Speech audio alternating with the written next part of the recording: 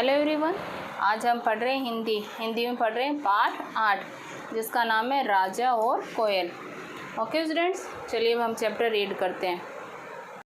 काफ़ी समय पहले चीन में एक राजा था। उसने बहुत सी लड़ाइयाँ लड़कर खूब धन बटोर लिया था, मतलब उसने खूब धन इकट्ठा किया था। उसकी नज़रों में धन का महत्व सबसे अधिक था।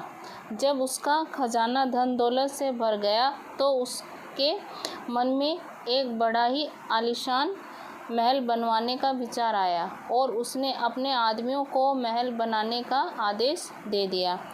कुछ ही समय बाद पीकिंग के बाहरी हिस्से में एक बड़ा ही सुंदर महल बनकर तैयार हो गया। वह महल एक बहुत बड़े बगीचे के बीचों बीच बनाया गया था। अब राजा उस महल में आकर रहने लगा। वह महल उसे इतना पसंद आया कि वह उससे कभी बाहर ही नहीं निकलता था, बस महल में पड़ा पड़ा शतरंज खेलता रहता था। उसने महल के चारों तरफ बने सुंदर बगीचे को भी कभी देखना नहीं चाहा। उसे पैसे के अलावा और किसी चीज़ से लगाव ही न था। कुछ दिनों बाद उस राजा का एक संबंधी चिंगपिंग उससे मिलने आया। एक दिन वह बगीचे में पहुंचा तो उसे वहां बहुत अच्छा लगा। अगले दिन सुबह होते ही वह फिर बगीचे में जा पहुंचा। अभी वह उस सुंदर बगीचे में थोड़ी ही दूर गया था कि अचानक उसे एक पेड़ से बड़ी ही सुरीली आवाज़ आती हुई सुनाई दी। उसने यह जानने के लिए कि इतनी सुरीली आवाज़ किसकी है, पेड़ की तरफ देखा। उसे वहाँ एक कोयल बैठी हुई दिखाई दी। उस कोयल की मीठी आवाज़ सुनकर चिंगपिंग बड़ा खुश हुआ और वह राजा को उस कोयल के बारे में बताने के लिए भागा उनके पास गया।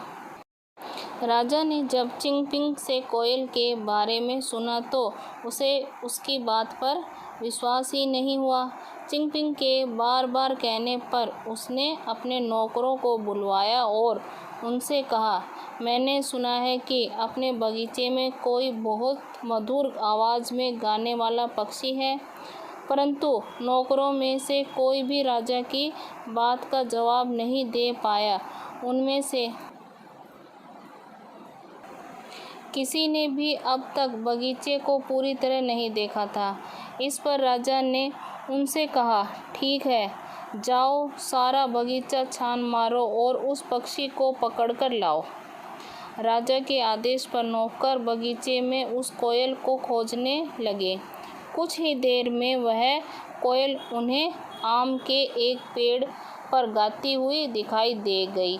वे उसे पकड़कर राजा के पास ले आए। महल में राजा ने जब कोयल का गाना सुना तो वह बड़ा खुश हुआ और उसने नौकरों को आदेश दिया, इस कोयल के लिए सोने का एक पिंजरा लाओ। आज से यह यहीं हमारे पास रहेगी। अब राजा बड़ा खुश था।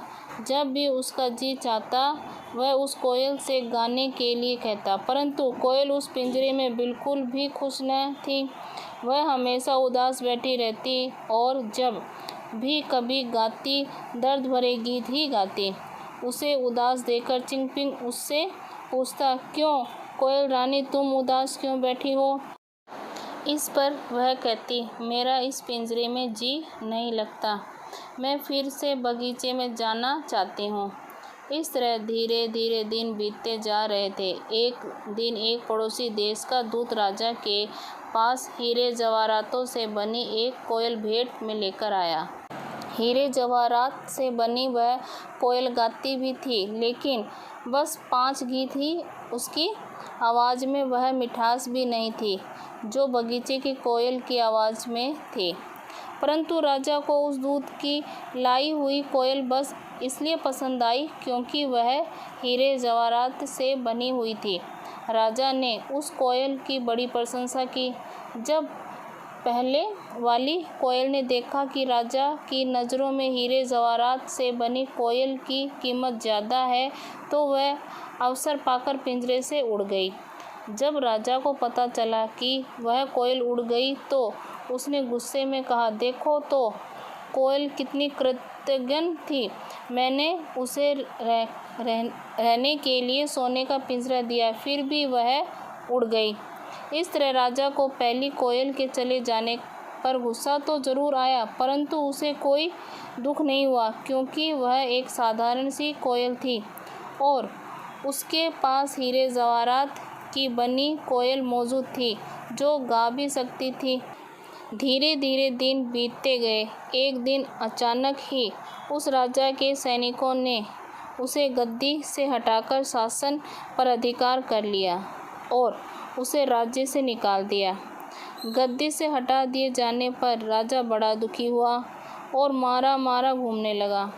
अब साधारण लोगों के बीच रहने से उसे पता चला कि जिंदगी में धन ही सब कुछ नहीं है।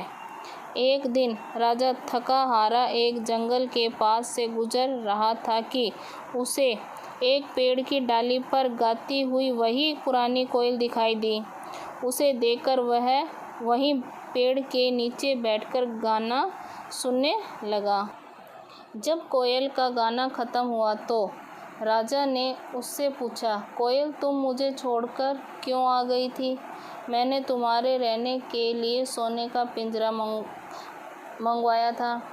आपने मुझे अपने महल में हर प्रकार की सुख सुविधा तो दी थी, लेकिन प्यार नहीं दिया था, इसलिए मैं आपको छोड़कर आ गई थी। कोयल ने जवाब दिया, हाँ, मैं भी आज इस बात को महसूस करता हूँ। अच्छा, अब तो तुम मेरे साथ रह सकती हो ना? राजा ने बड़े प्यार से पूछा। हाँ, अब मैं आपके साथ रह सकती हूँ। आपकी आँखों में आंसू यह बता रहे हैं कि अब आप मुझसे प्यार करते हैं, कोयल ने कहा और वह फुदककर राजा के कंधे पर आ बैठी तथा अपनी मीठी आवाज़ में गाने लगी।